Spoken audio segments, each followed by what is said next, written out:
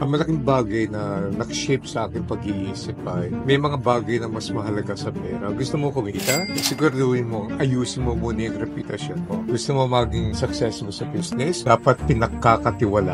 Dahil hanggat wala tayong sariling bahay, wala tayong dignidad.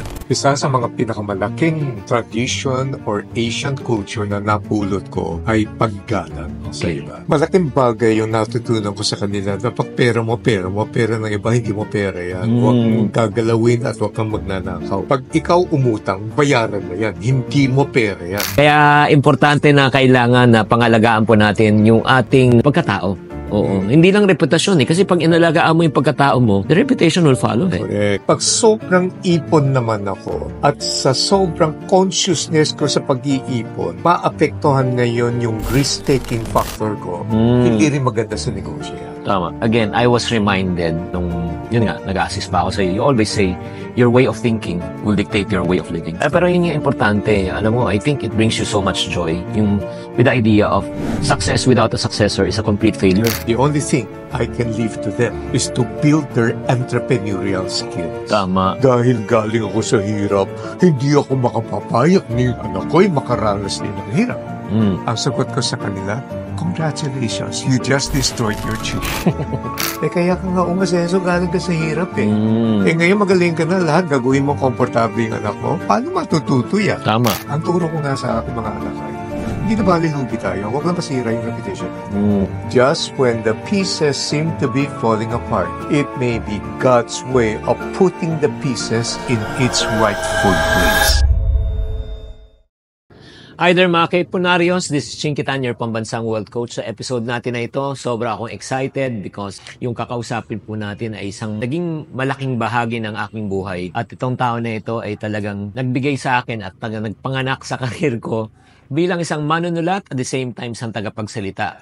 Kaya wag na natin patagalin. This person needs no introduction. He's been a speaker for over, I think, 3 to 4 decades already. On top of that, he has already authored over 20 plus books. Let us welcome no other than Mr. Francis Kong. Palakpakan! Yes! Thank you, Chinky. Alam mo yung introduction nga, meron lang akong i-correct na konti. Hindi ako nanganak sa kanya. Career, hindi siya. Not only that, talagang malaking talaga, I really owe this career to you. So right now, I just want to really ask you, no? And syempre, you're Filipino-Chinese just like me. I just want to ask you, how does your background, yun nga, being a Filipino-Chinese, affect your views on money? Yung paano ka pinalaki ng parents mo? Malaking bagay yan. Hindi lamang sa pagpapalaki ng parents, kung hindi yung understanding of serving the Chinese community. Ang nakakatuwa nga nito, yung pagiging ethnic Chinese ko, but I'm Filipino. Ang views ko ay hindi pera. The views are more concentrated on the importance of things before makarating sa pera. Halimbawa, ang malaking bagay na nag-shape sa aking pag-iisip ay may mga bagay na mas mahalaga sa pera. Gusto mo kumita? Siguraduhin mo, ayusin mo muna yung reputasyon mo. Gusto mo maging successful sa business? Dapat pinagkakatiwalaan ka. Yung Chinese kasi, meron tayong tinatawag na the bamboo network eh. Ang tawag dyan, ito yung network ng Chinese to Chinese. Magkakalaban sa negosyo yan, pero magkakaibigan yan. Maliit lang ang mundo sa kanila. Nag-uusap-usap sila, lalong-lalo na kapag nagkakaroon ng problema. So, isang tawag lang yan. Oh, pare, huwag ka magtiwala dito kasi niloko ako niya. Tapos ka na. So, isa sa mga pinakamalaking bagay na natutunan ko sa aking views in doing business is you have to protect your reputation and credibility. And secondly, syempre nandun na yun yung nakakasawa mapakinggan. Pero ito na yung hard work. Hard work, isa sa mga hindi mawawala sa Chinese originated way of doing business is hindi na bale mura, basta marami. Pero over time, nagbabago rin yung views natin. Pero yun ang nakikita nila, how do you reach out? Siyempre, modern times, hindi na yan basta mura at may kita. Pero ngayon, ang tawag natin scale. How do you scale your business? Tama. And yet make a profit. So, nagbabago rin yan, pero yun ang mga fundamentals. So, yung una yung sinasabi mo talagang napakahalaga is reputasyon muna bago pera. Yes. Na madalas, 'di ba, yung nabubulag ang mga tao eh, 'di ba, with regards to opportunity at ang dami nating naririnig na mga kwento na magkakaibigan, magkakamag-anak, nasisira. Oo, hindi lamang yan. Money changes people eh. Mm. Mabuti pa ngayon nag-uumpisa ka, wala pa kayong pera. Halimbawa, business partners mo, hindi makasama kayo. Aba, kung kailan sumisikat na yung negosyo mo at lumalaki na yung negosyo mo, nagbabago yung tao. At yung pagbabago niyan, hindi lamang pera na naman all the time. Isang malaking bagay dyan na nagbabago ng pananaw ng tao, partner mo, ego. Sumikat na yung business, bakit puro itong partner ko ang nakikilala, ako hindi? Oh. Oo. So, yung mga bagay na yan pumapasok. Kaya isa sa mga pinakamalagang napag-aralan ko at hindi lahat ng Chinese family business pareho. Maraming kakasalan ng ganyan. Pero isa sa mga na-pick up ko sa isa sa mga pinakamalaking company ngayon na ako ay kabahagi ngayon ng kanilang board. 5 magkakaibigan, high school, classmates yung iba. Magpo 40 years na sila, 5 pa rin sila. Okay. Oo. So, para sa kanila, malugi na tayo, sama-sama, okay. Kumita tayo, parte-parte tayo, okay. Pero walang sisihan, walang yabang, sama-sama tayo rito. Okay. So, kita ko pinag-aaralan ko, ano ba yung success model nito? Ano ang failure models nito? So, yun ang mga napipick up ko. Very good. So, siguro isa pa, no, na yung parang, yung culturally ba, yung sa Filipino-Chinese. Ako naalala ko nung nag-uumpisa pa ako di ba? Yung pag nag-uumpisa isang bata, yung sumusuporta, yung just like when I was starting in 2008, you supported me Kasi, di ba, compare sa iba, yung mga ibang kultura, pag may nag-uumpisa, imbis na tulungan, sinisiraan at dinidiscourage pa.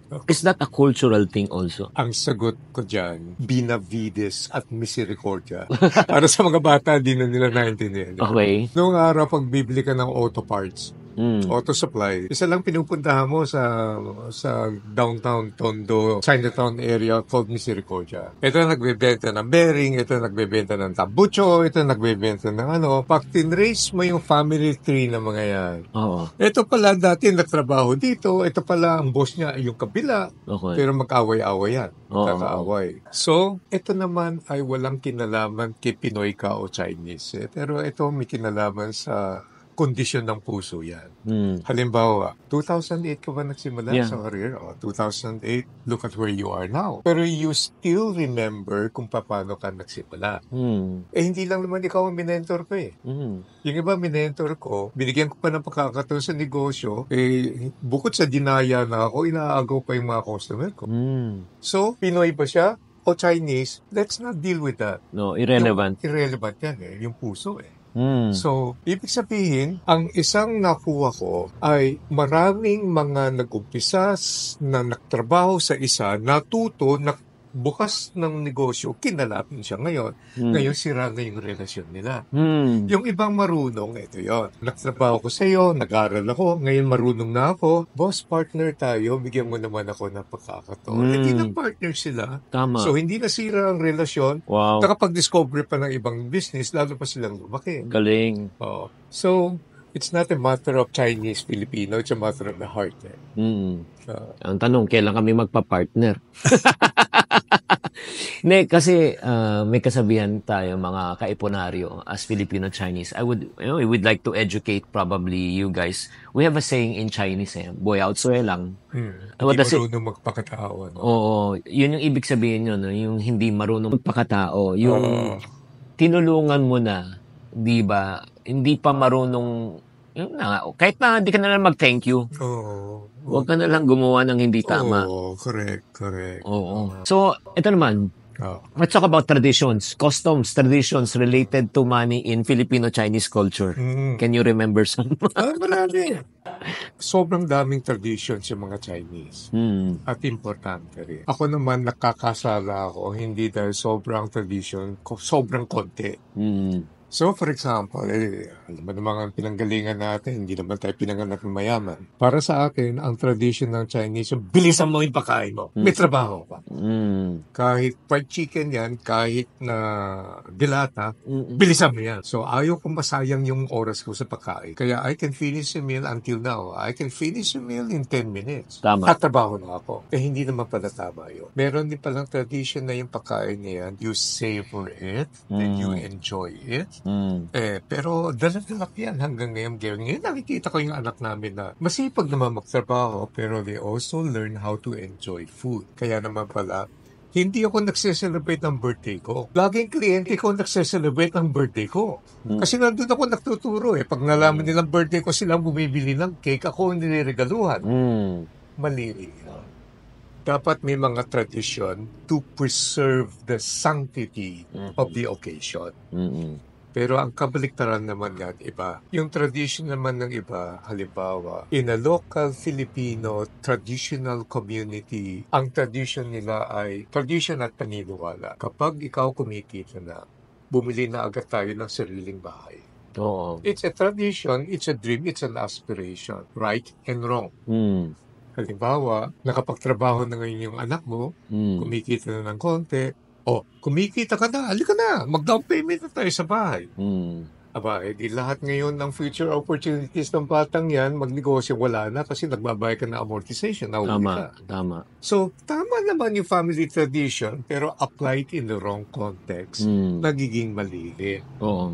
Compared to, syempre yung Chinese tayo, di ba? Parang na-train tayo na bago ka bumili ng bahay, inegosyo ka muna, inegosyo mo muna. Oo. Palaguin mo muna yung pera mo. Oo. Gamitin mo yan. Oo. And then, pag kumita na, doon ka bibili ng bahay. Correct. Oo. So, it's a tradition that works for us. Halimbawa, sa awan ng Diyos, kumikita na ako, wala na akong utang. Sa iyo nga natuto siguro yan, no? Yung huwag kang mag-umutang. Pagkatapos, di okay na, may negosyo na ako, pero nagre-rent pa rin ako. Alam mo, this is so strange, no? Parang, for so many years nung nag-a-assist pa kay Mr. Francisco, umuupa pa siya sa building, di ba? Nakaupa na wala kang ano. Kaya nagtataka ako, ba't ka walang bahay? Ang tawag dyan, tradition na napag-aralan ko, pero tradition na mali din na application, naging utak ang gugulang. I'll give you an example. Para sa akin, ang iniisip ko, anong trabaho ng bahay? Ano bang gamit sa bahay? Kain, tulog, maligo, tapos na, magbihis. Umuupa lang naman ako. So pag ako'y umuupa, magkaroon ng problema sa repair, hindi na ako. Sila na yan. Tama. Secondly, gagamitin ko na lang yung pera ko para palaguin yung negosyo. So, mukhang tama. Bakit naging mali? Naging panggukulang. One day, yung daughter ko na sikat na designer ngayon, bata pa, sabi sa akin, Dad, hanggat wala tayong sariling bahay, wala tayong dignidad. Anytime pwede kang palayasin, anytime pwede kang mawalan ng pagtitirahan. Alam mo, nag-register sa utak ko yun eh. Kaya wala pa akong bahay nung araw dahil hindi ko kaya, pero sa sobrang isip na gagamitin ko yung pera, I ended up ginagamit na ako ng pera. So at that time, nakapagbili ako ng bahay, pero tumama rin pala kasi ang aking intention dyan sa pag-iisip ay ganito. Basta't may pera ka, pwede ka mamili. Either you like this or you don't like that. Pero wala kang pera, mapipilitan ka, no choice ka. Tama nga naman. Nakabili ako ng bahay, murang-mura. Pay whenever pa. Bakit? Sino nagbenta? Biyanan ko. Di tumiming. Kasi pumunta na sa Amerika, wala mag-aalaga. Tumama pa nang hindi ako nagmamadali, hindi ako pressure, at wala akong utang. Tama. Galing. So, let's talk about family values and Filipino-Chinese culture. How does it influence you in your financial decision-making process? Malaking bagay. One of the key Chinese tradition hanggang ngayon, hindi lang Chinese, in fairness, Asian. No? Bibigyan kita ng idea, clue na ito sa sasagutin ko eh. Iaapot mo lang yung kamay mo, magkikipagkamayan ka, nakaganon ka pa. Iinom ka lang, iiwas ka pa. Napapanood natin sa K-drama yan. Napapanood natin sa mga Chinese movies, nagbabaw ka. Isa sa mga pinakamalaking tradition or Asian culture na napulot ko ay paggalang sa iba. It's respected. So yung respect na yan ay binavalue pala ng lahat na kanegosyo ko. Yung respect na yan ay nakukuha ko ngayon sa aking kliyente. At dahil naintindihan ko yung value ng respect na yan, pinapasok ko rin sa lahat ng mga taong nagtatrabaho. Kaya mahalata mo ako, kahit pumasok ako sa isang restaurant, ginagalang ko yung mga tao doon, kay security guard ka, kay waiter ka. Pag nakikita mo yung nagpo-post ako sa Facebook, Oo, di ba? oo. Lagi kong pinopost yung mga nagtatrabaho dyan. Okay. Gusto kong bigyan ng value yung tao. So yung respect na yan ay nake-carry through in the way you carry business. Pag ginagalang ka naman ng kausap mo sa negosyo, tumataas automatic ang kanyang trust. Pag Mm. tumataas ang trust, ang laki ng opportunity ko na palaguin ng business ko. Pero pag nawala yan, kay magaling ka pa at nawala ng trust sa'yo dahil hindi ka magalang sa kanila, eh sinasara mo na yung opportunity. Ay, grabe. Talking about yung respect and trust, no? Let's go again. Trust is the foundation of relationship kasi. Di ba? Broken trust, broken relationship. So that only not refers sa family, pagmamahalan bilang mag-asawa, magjowa, kundi isa negosyo rin. And sinasabi mong respeto na isang kultura rin, no? Yung parang naging Chinese tradition. Ito lang guys, trivia. Pag kasama mo si Francis na kumain, naku maniwala ka, hindi mo mauunahan yan na siya yung magbabayad ng bill. At saka ito, hindi lang yan Bakit kaya yung sa Chinese, no, yung culture natin, no? Kunyari, when we go and eat out, we saw someone, oy, di ba sa kabilang table na kumakain, pagkatapos say hi, after that, dalawa lang nangyayari. It's either yung bill mo, bayad na, or yung bill niya, babayaran mo. Can you please explain to us kung anong logic behind that? Hindi naman dahil hindi niya kayang bayaran yan, di ba? Pero minsan ang ginagawa mo, unconsciously, you are sending a message na I value you. Yun nga, respect and value, di ba? Oo. Kaya, give me at least an opportunity to honor you Wow. by buying you this meal. Wow. Eh, yung meal central yan sa community. Tama. Diba, yung pagkain. Kaya pag ginagawa mo yan, hindi ibig sabihin ninisulto mo siya, baka hindi na tayo bayaran. Pero, i-honor kita in buying this meal for you. Grabe, no? Pero minsan nga natatawa ako di ba? May nagkukwento naman sa akin. Pagka dumadating naman yung bill, pag iba-ibang kasama mo naman, Oo. nagtataguan kung sino magbayad. Ito sa Chinky, huli kami kumain, binayaran na yung bill ko eh. Alam na No, alam no, na no. yung gimmick eh. No, guys, yun nga sinasabi ko. Yun nga yung natutunan ko. A lot of things that I'm doing right now. Honor, respect, trust. These are all everything that I've learned from you eh. Kaya nga, sobra akong blessed. Sobra akong blessed na to have you as my mentor. Grabe talaga. Let's talk about naman money culture, di ba? Yung tinuro sa'yo ng nanay mo o tatay mo tungkol sa pera na hindi mo makalimutan. Hindi masyado ko natuto sa kanila eh. Oh, Well, in the first place, they never had an opportunity to do business. Hindi naman sila negosyante. Pangalawa, alam mo, kilala mo naman yung father ko, di ba? Bookkeeper. Gusto maging accountant, hindi naman pwede kasi hindi Filipino citizen. oh. Tapos yung mother ko, hindi nagpagtrabaho, hindi na-employ, walang negosyante, walang negosyo. So, I would say that basic lessons like huwag kang gastador, magtipid ka, mag-save ka, yun, kuha ko sa kanila. Pero apart from that, lahat self-learned. So, malaking bagay yung natutunan ko sa kanila na pag pera mo, pera ng iba, hindi mo pera yan. Huwag mong gagalawin at huwag kang magnanakaw. Oh. Babalik na naman tayo dito sa kultura na respect your name and reputation and credibility. Nasa kanya na yung pag ikaw umutang, bayaran mo yan. Hindi mo pera yan. Malaking impact sa akin yan. Yung bang kahit kahit marami kang pera, inutang mo naman yan. Hindi sa'yo. Babayaran mo yan. So, yung sense of obligation, kaya ako, takot ako na meron akong na-skip na payment eh. Yung credit rating ko sa credit card napakataas. Eh, hindi dahil sa credit rating ang habol ko, pero nandun pa rin ingrained sa akin yung pressure na, ba't di ko nabayaran yan? Ayoko yung impression generated na nanggulang ako, kaya nalusutan ko sila. So, those basic financial or money principles ay naging importante rin. Pero habang self-learned yan, naintindihan natin, nakamali rin tayo. Konti na nga ang sweldo, may lifestyle pa ako, kaya walang naiiwan. Pero nung nakaanak na kami, magbabago talaga ang buhay mo. Bakit? Kasi hindi ka na nakatingin sa sayo, iisipin mo na ngayon yung future mo, future ng misis mo, future ng anak mo. So, tumataas na ang self-consciousness. And then at that time, lalo ko nang inaral at nagbabasa ako ng libro about money, how to handle it. So, the foundation is there but insufficient. You still have to learn on your own, on your journey. Yun yung yung word na sinasabi kanina na binibigyan namin ng halaga na as Filipino Chinese. Again, this is again a Fujian word called binsi. Binsi, Oo, or in Mandarin called mianzi. Oo, ano ibig sabihin naman ng binsi? Well, literal meaning bin is Face. Oo.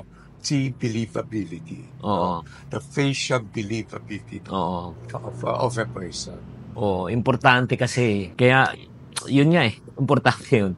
Kaya, importante na kailangan na pangalagaan po natin yung ating pagkatao. Oo. Hindi lang reputasyon kasi pag inalagaan mo yung pagkatao mo, the reputation will follow Correct. Right? Character ayos, reputation will take care of itself. Yeah. Okay, so right now, let's talk about yung sa ipon. Kasi yun nga, we believe in the concept of ipon, team iponaryo. Si Francis Kong ba ay nag-iipon? Lakas ng galing ko dyan. Dahil yung misis ko, Ilocana. So, hindi ako masyado maipon kasi ako ay visionary. And may bago, itatry ko talaga yan. Yan ang pinagalingan ko garments. Naglalabas ako ng bago, kaya risk taker ako. Early adopter, risk taker. Pero the wife now is always there to make sure na hindi ko ini-endanger yung pera. So kung risk yan for negosyo, gagamitin yan. At agree kami. Meron nga kaming rule, Chinky. It takes 2 yes to make a buy.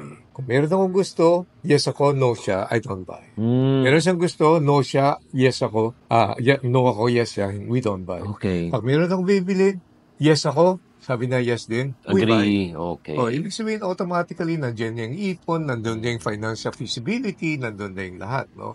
Value. So, ipon din. Pero I have help from my wife.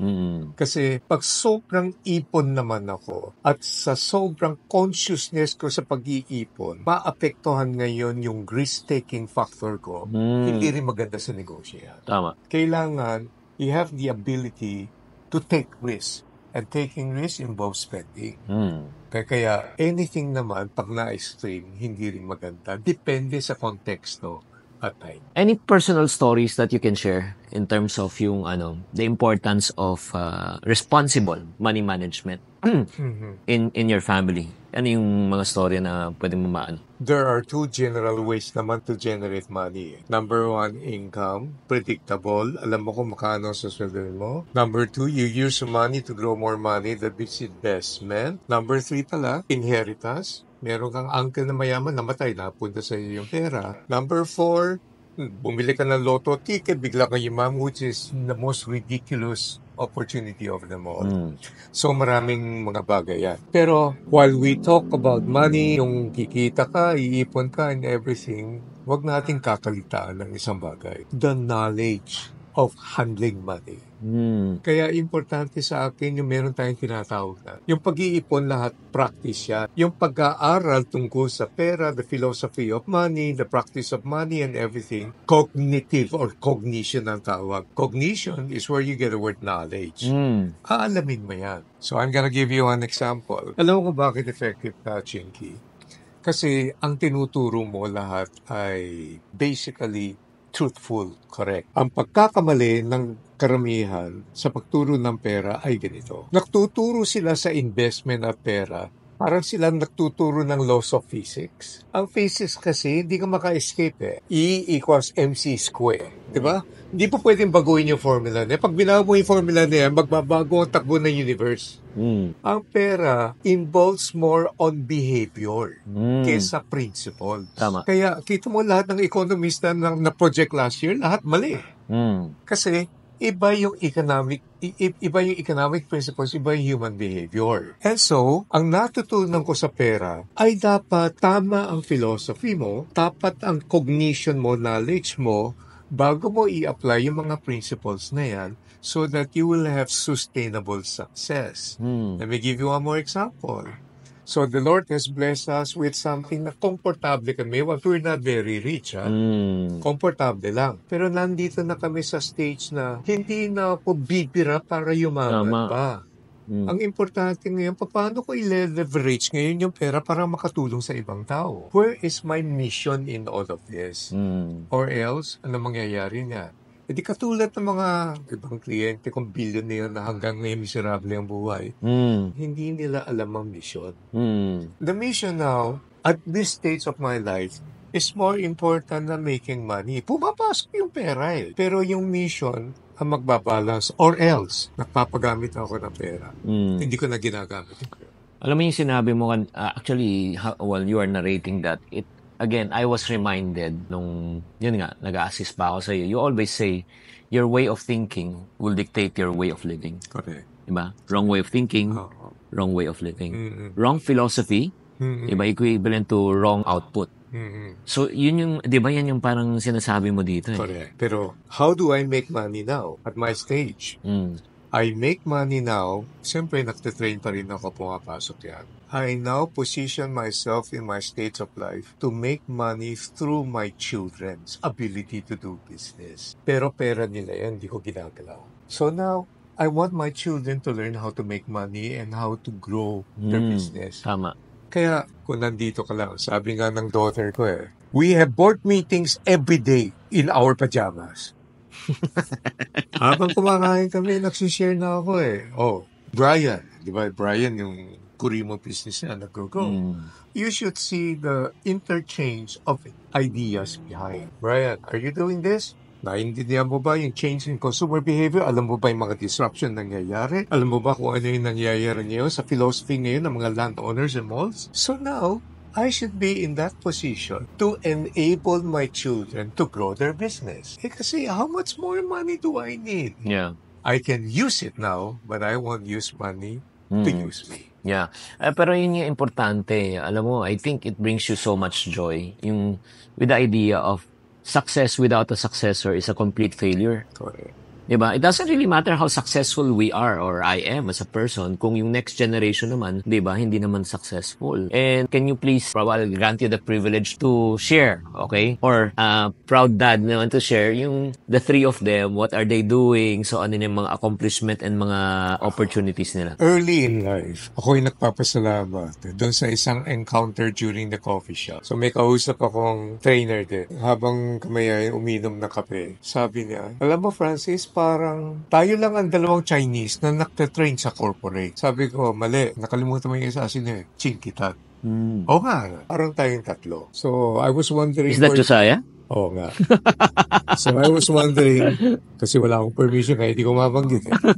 So, I was wondering where the conversation is going through. I learned one crucial sentence from him that changed the trajectory of my life. Sabi niya sa akin, alam mo Francis, the sad thing about what we do, the proud thing is that we're Chinese, we're doing this. The sad thing about what we do is that our business dies with us. Yeah. So, inisip niya, wala akong factory na ipapasa sa anak ko.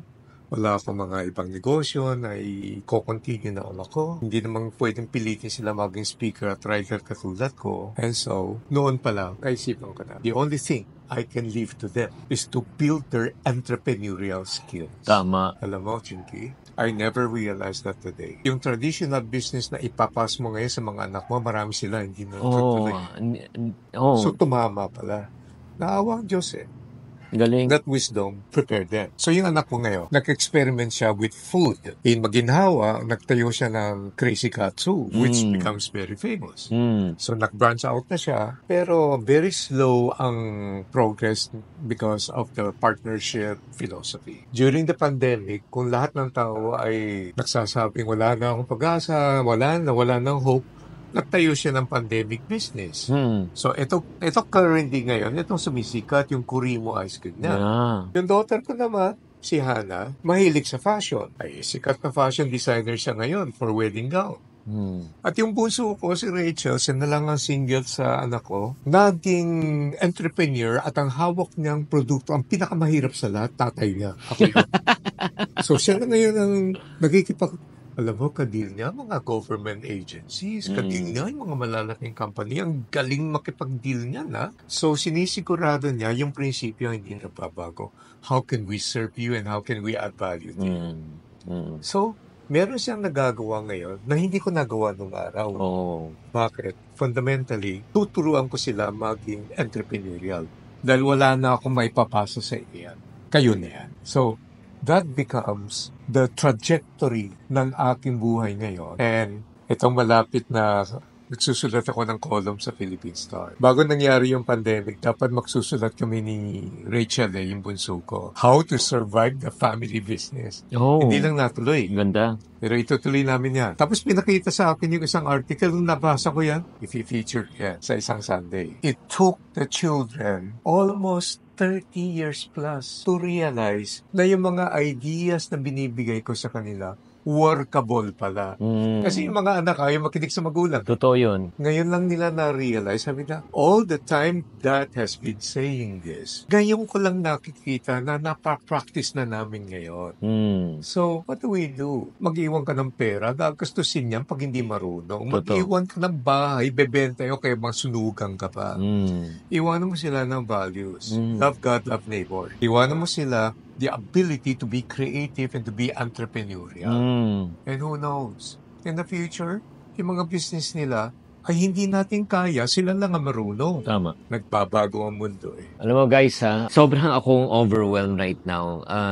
Because yung lahat ng sinasabi niya totoo eh. That's number one. Yung, ang hirap turuan talaga yung sarili nating anak. Kayong mga magulang dyan, kung kayo nag-agree, type agree sa comment section. Di ba? Makikinig sila sa iba, but they will not listen to you. Pero ang pangalawa, ang pinakamaganda, kung ikaw ay magulang dyan at nakikinig ka ngayon, ang pinakamaganda ipamana talaga sa ating mga anak ay yung values eh. Di ba?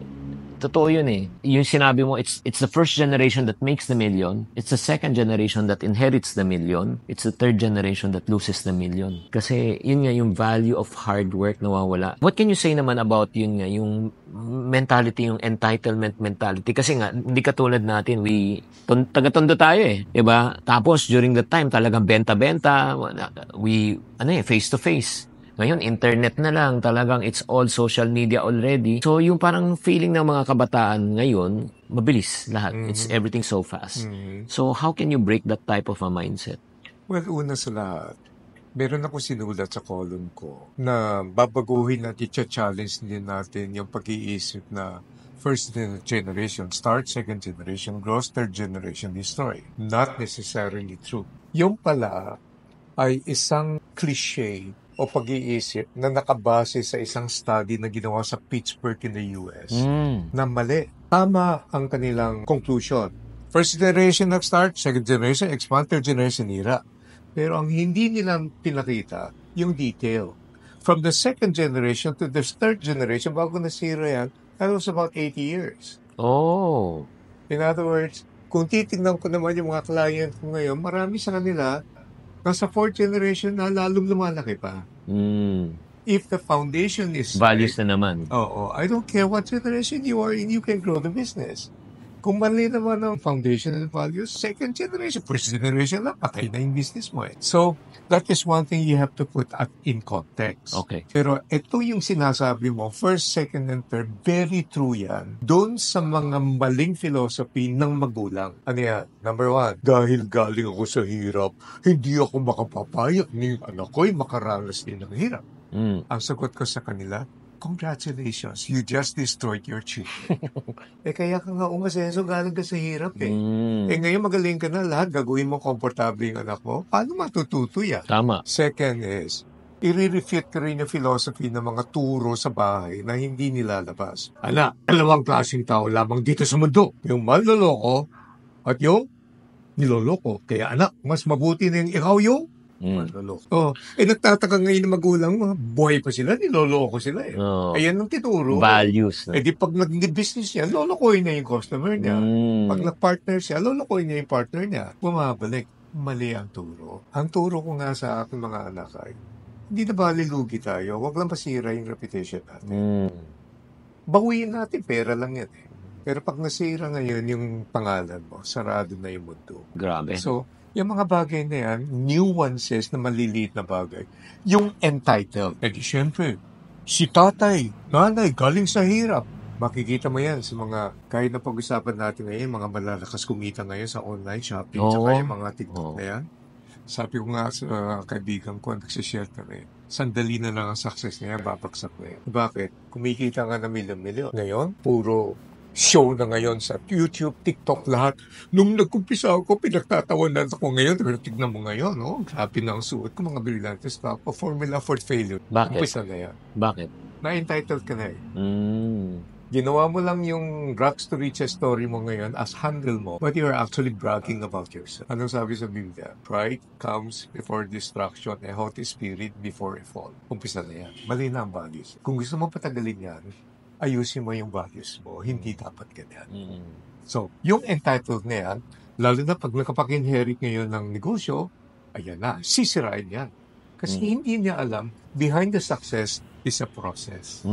Okay. Biggest money mistake na nagawa mo na pwedeng matutunan ng iba para hindi nila maulit? Too trusting without due diligence. Laking pera na wala ako dyan eh. So, biggest money mistake ko, hindi ko nakinig sa misis eh. Oh. Again, yung yes. Oo. Hindi, saka yung misis, matagal nang nagsasabi, parang hindi yata, may something is off with your partner. Oh. Parang mali ang ginagawa niya. Ako naman, ay, huwag mo lalusunin yung isip ko. Dapat positive mo. Di ba? Positive. Yung positively bang trap. Niloko ako ng partner ko. So, kailangan may due diligence ka pa rin at makikinig ka dun sa mga taong pwedeng pagkatiwala na i-correct ka. So, that's the biggest money mistake. Best investment you have made in your entire life? Family. Hindi lang education. Daily education, formal education, and ito daily education. Kaya ngayon, nung sinabi ni Hannah, Dad, gusto ko mag-aral ng fashion design. Binil. Go! Balik. Dad, maganda yung Fashion and Arts Academy in San Francisco. Go! Pagbalik, di ba? Laki ng gasto. Sacrifice kami ni Mrs. Pagbalik, eto na. Makakabawi na kami. Dad, maganda yung Paris. Go. Di ba? Bumalik eh. Where is he now? Kita mo yung clientele niya, puro dun sa society niya. So, it's the best money making I had. Got nothing to do with physical money. It's had everything to do with the intrinsic value that money can buy. Ito naman, yung failures. Let's talk about failures. Ano yung failures na na-experience mo before na hindi mo makalimutan, so painful, and how were you able to recover? Ayun. Konektado na naman sa without doing due diligence. Akalain mo yung inumpisan ko negosyo, nawala sa akin, wala ako nakuha ni isang kusik. Hindi ko na alam kung saan ako mapupunta. So sa galit ko, gusto kong gantihan yung partner ko. Pasok naman si Mrs. Sabi niya, hindi yan na nasa Bible eh. Nasa Bible, yung paghihiganti business niya, hindi natin business yan. Tsaka isa pa, pag masyado kang nakafocus sa negative, pag nagbubukas na ngayon yung opportunity, di mo makikita. Tama nga naman. So that was, also, curiously, that was the time when I wrote my 4-volume books, one day at a time. Kasi I was living one day at a time. Akalain mo, kung hindi pala nangyari sa akin yan, hindi ako mapupunta din sa ginagawa ko ngayon. Okay. So, binalasa pala ni Lord yan para dumaan ako doon sa failure na yan. Magising, tumayo, nag-try na ngayon ng iba. Yeah. Kaya yung failure na yan is a stepping stone. So, nagkaroon tuloy ako ng isang English sentence pagdating doon sa experience na yan. What? Just when the pieces seem to be falling apart, it may be God's way of putting the pieces in its rightful place. Wow. Kaya, investment pala yan, hindi pala faithful. If you can go back to the in time, no, when you were younger, ano sabihin mo sa sarili? You're so stupid, you wasted so much time. Oh. Diba? Simple lang. Kasi marami tayong racket sa buhay eh. Marami tayong ego, maraming yapang, maraming false belief in everything else. If I can go back to my younger days now, I would say, don't waste time, stupid. Learn more.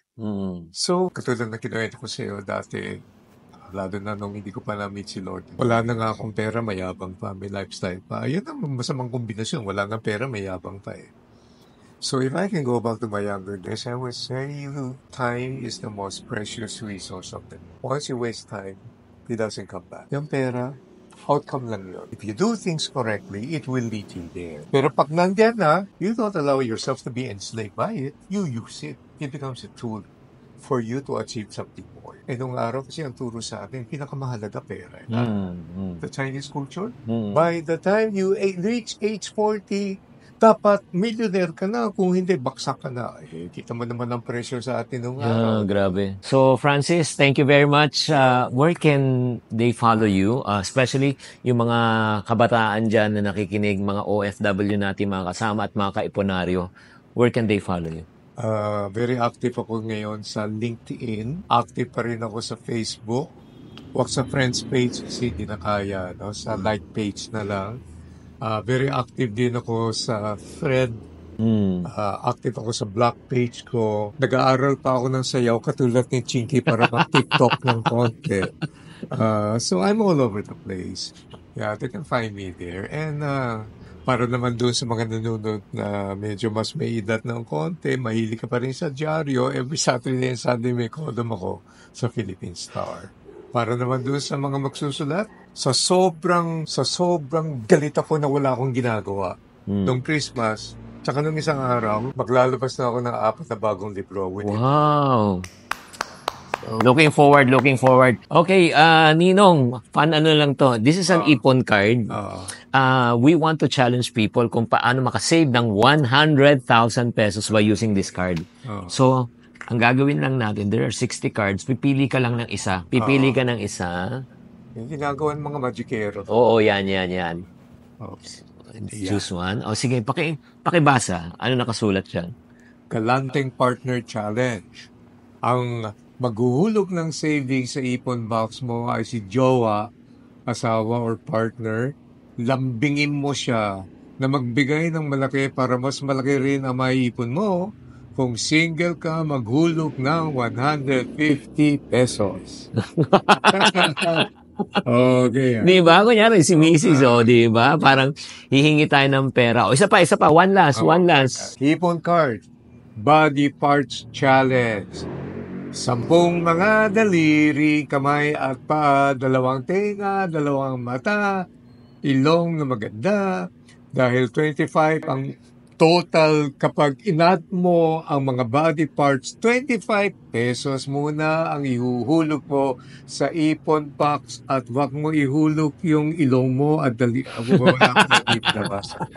So yan. So, Ninong, bibigay ko to sa iyo. Oo. Alam ko hindi mo na kailangan to, pero para sa mga anak mo, it is what we call as the ipon cards. Ayan. Creative, very creative. Thank you. Thank you very much, guys. I hope you have learned from this session of ours. No? Sana naman na-encourage kayo. Truly enough, alam nyo, ito lang parati ko sinasabi, experience is not only the best teacher in your life, but learning from other people's mistakes is one of the best teacher that you can really learn. And I've really learned so much from this man. Kaya nga, I encourage you to also follow him, read his books, follow his articles, read his newspapers, and also follow him at his social media. Maraming salamat. Till next time, tatandaan, tamang karunungan, tamang disiplina po ang susi sa pagyaman. Thank you.